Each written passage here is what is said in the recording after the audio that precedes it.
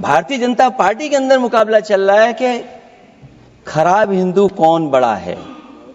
जो पार्टी ये कहती हो कि दुनिया की सबसे बड़ी पार्टी है, अध्यक्ष महोदय वो अपना राष्ट्रीय अध्यक्ष नहीं चुन पाए अभी तक।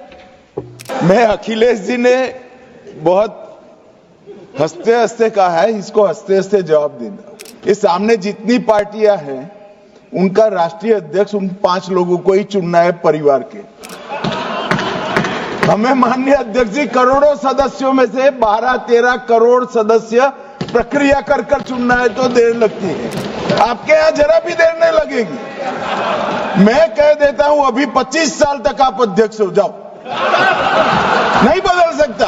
आदरणीय सभापति महोदय, मैं आपका बहुत धन्यवाद देना चाहता हूं कि बहुत ही महत्वपूर्ण और देश के लिए और बड़ी आबादी के लिए भारतीय जनता पार्टी की सरकार में एक और बिल आया है। क्योंकि मेरे से पूर्व में जो हमारे साथी बोले हैं वो माननीय सदस्य हमारे साथ नहीं, लेकिन मैं उनके बहुत सारी बातों से सहमत हूं। और अध्यक्ष महोदय, मैं देख रहा हूं जो एक्स कांग्रेस वाले हैं वो ज्यादा बोल रहे हैं।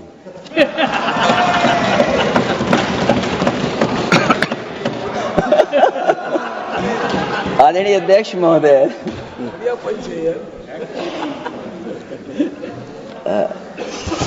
अध्यक्ष महोदय, जो आज बिल पेश हुआ है, मैं हिंदी और अंग्रेजी को जो कुछ समझ सकता हूं वो यही मैं कह सकता हूं कि माननीय मंत्री जी ने ये कहा कि ये उम्मीद है। ये उम्मीद कैसे बना है, अंग्रेजी में भी मुझे समझ में नहीं आ रहा कि उम्मीद है ये, हिंदी में भी समझ में नहीं आ रहा कि ये उम्मीद है। यूनिफाइड वक्फ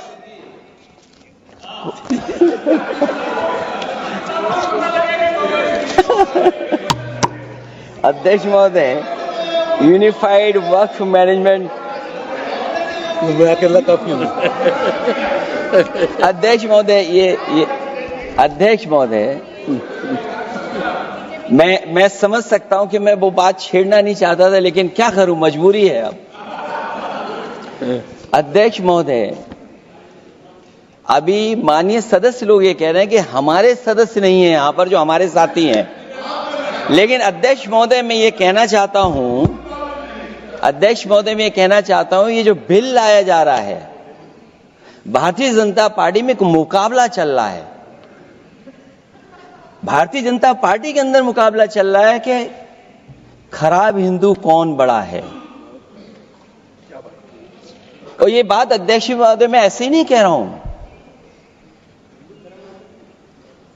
जो पार्टी ये कहती हो कि दुनिया की सबसे बड़ी पार्टी है, अध्यक्ष महोदय वो अपना राष्ट्रीय अध्यक्ष नहीं चुन पाए अभी तक। अध्यक्ष महोदय, भारतीय जनता पार्टी क्या है?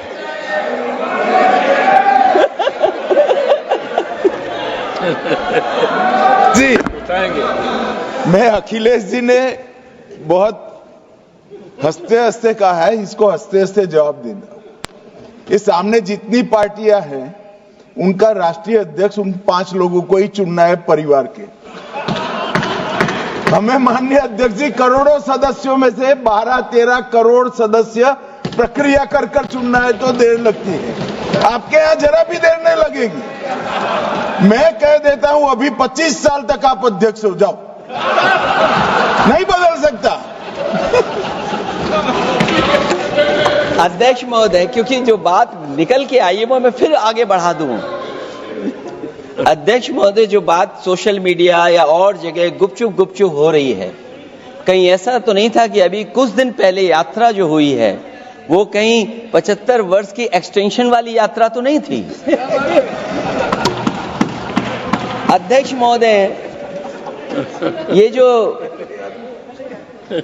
इस बार जो वक्फ बिल आया है, नाकामी का पर्दा इस बार है वक्फ बिल।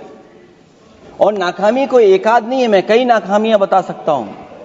अभी मैं माननीय सदस्यों को सुन रहा था, वो पुराने कई बिल उनके बारे में चर्चा कर रहे थे कि कितने प्रोग्रेसिव बिल लेकर के आए हैं। मुझे याद है मैं उत्तर प्रदेश में उस समय था और मुझे लगा कि शायद इनकी वो बात ठीक होगी। एक ये बहुत तैयारी के साथ फैसला लेकर के आए थे और फैसला ये लिया था आधी रात के आज के बाद नोट नहीं चलेंगे, नोट बंद हो जाएंगे। अध्यक्ष महोदय, उस नोटबंदी नाकामी के बारे में भी तो चर्चा हो जाए कि अभी भी न जाने कितनी जगह पर कितना रुपया निकला जा रहा है, कितना निकल करके आ रहा है। केवल नाकामी नोटबंदी की नहीं, नाकामी बेरोजगारी की भी है, नाकामी महंगाई की भी है, नाकामी किसान की आय दोगुनी नहीं कर पाए वो भी इनकी नाकामी है। मुझे याद है एक माननीय मंत्री जी पूरे देश की नदियों के बारे में बीओडी बता रहे थे, लेकिन माननीय मंत्री जी ये भूल गए कि उनके शहर में, उनके क्षेत्र की जो नदी है उसकी बीओडी क्या है। गंगा क्या साफ हो गई, यमुना क्या साफ हो गई, स्मार्ट सिटी क्या बन गई, क्या गोद लिए हुए गांव इन्होंने गोद से उतार दिए, उनकी क्या दुर्दशा है। इसलिए मैं कहना चाहता हूं, ये नाकामी का पर्दा इस बार वक्फ बिल बना है।